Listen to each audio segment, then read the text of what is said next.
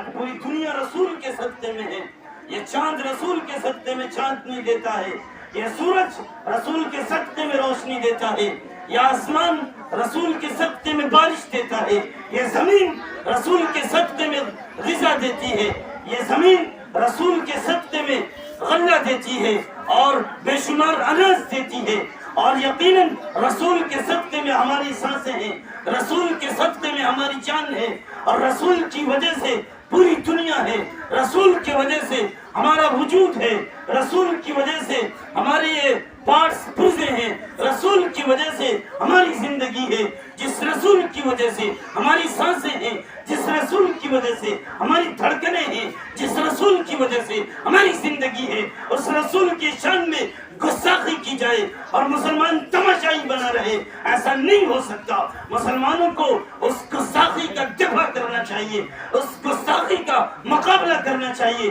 اور اگر مقابلے کی طاقت نہیں ہے, مقابلے کی ہمت نہیں ہے, تو قلم کے ذریعے سے مقابلہ کرے, زبان کے ذریعے سے مقابلہ کرے. اور اگر ایسا نہیں کر سکتا, جیسا کہ مسلمان کہتے ہیں کہ آج مسلمانوں کی حالت یہ ہے کہ مسلمان بے سر و سامانی کے عالم میں ہیں, لہذا ہم کسی سے لڑ نہیں سکتے, اس لیے اقتدار بھی غیروں کا ہے, حکومت بھی غیروں کی ہے, سیاست بھی غیروں کی ہے, لہذا ہم ان کے خلاف جا نہیں سکتے. تو اے مسلمانوں, میں تمہیں قتل و غارت گری پہ آمادہ نہیں کرتا, میں تمہیں کسی خون پہ آمادہ نہیں کرتا, لڑنے جھگڑنے پہ آمادہ نہیں کرتا. آخری بات بتاتا ہوں, اگر یہ آخری بات پہ بھی تم عمل پیرا نہیں ہوتے تو تمہاری زندگی پھر بیکار ہے, پھر تمہاری زندگی جانوروں سے بھی بدتر ہے, جانوروں سے بھی بدتر ہے. وہ جانور جو رسول کو دیکھتے سلام کہتے تھے, وہ درخت جو رسول کو دیکھتے السلام علیکہ یا رسول اللہ کہتے تھے,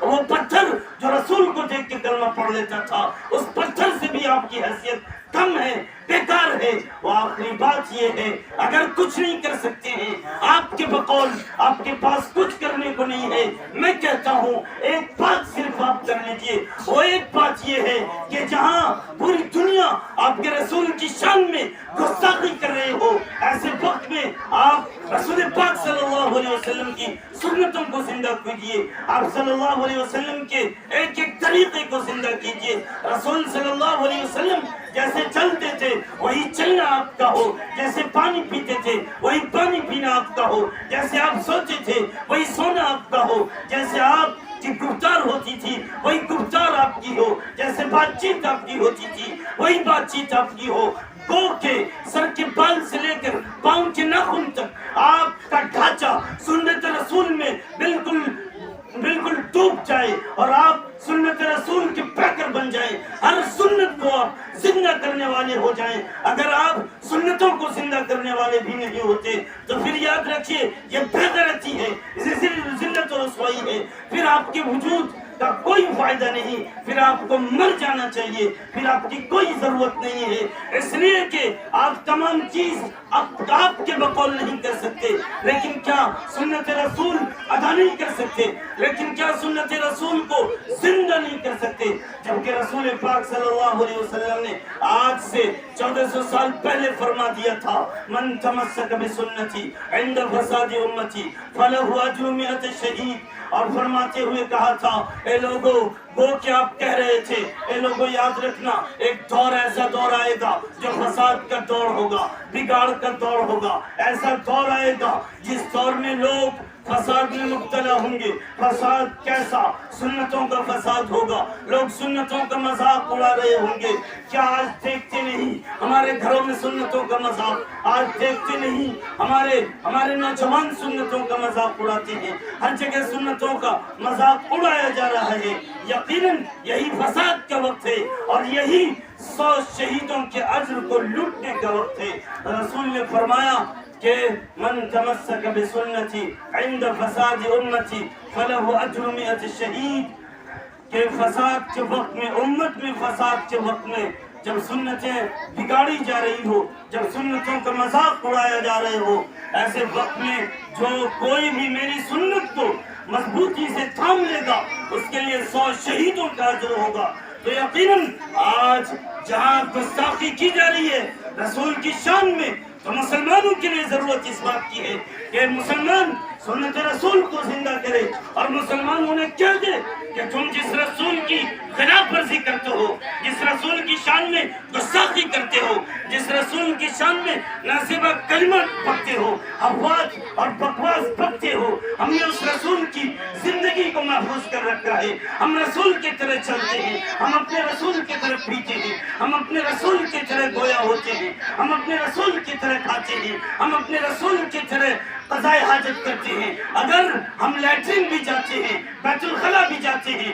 رسول کے طریقے کو وہاں ہم زندہ رکھتے ہیں، اور یہی میسج پوری دنیا کو دیجیے اور کہہ دو کہ تم جسے مانتے ہو اس کا تمہیں نام بھی نہیں پتا، اور ہم جسے مانتے ہیں ہر ایک ادا کو ہم نے محفوظ کر رکھا ہے۔ یقیناً یہ آپ کی ذمہ داری ہے اور آج کی ذمہ داری ہے، اور آج اس گستاخی کے وقت میں جہاں آپ دفاع نہیں کر سکتے، مقابلہ نہیں کر سکتے، تو اگر سنت رسول کو بھی زندہ نہیں کر سکتے تو پھر جھوٹ مرنے کی بات ہے، پھر بڑی بے غیرت کی بات ہے۔ ایک واقعہ بتاتا ہوں، حضرت حذیفہ بن الیمان رضی اللہ تعالی عنہ صحابی رسول ہیں، اور انہیں مدعو کیا جاتا ہے کسریٰ کے ایوان میں، شاہ کسریٰ کے ایوان میں ان کی دعوت ہوتی،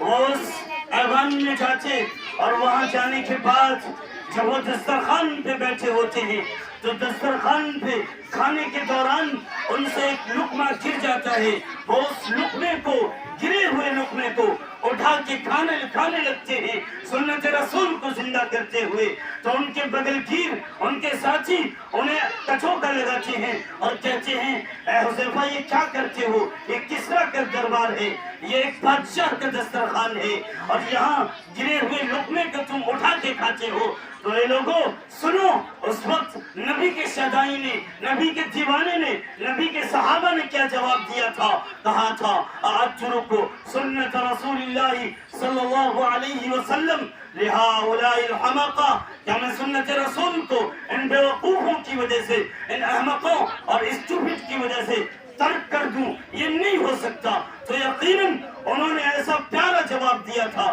جو جواب سننے کے لیے آج ہمارے کان ترستے ہیں، اور جو جواب دینے کے لیے آج کسی کی زبان بھی گویا نہیں ہوتی۔ تو یقیناً جس طریقے سے انہوں نے ایک سپر پاور، طاقتور،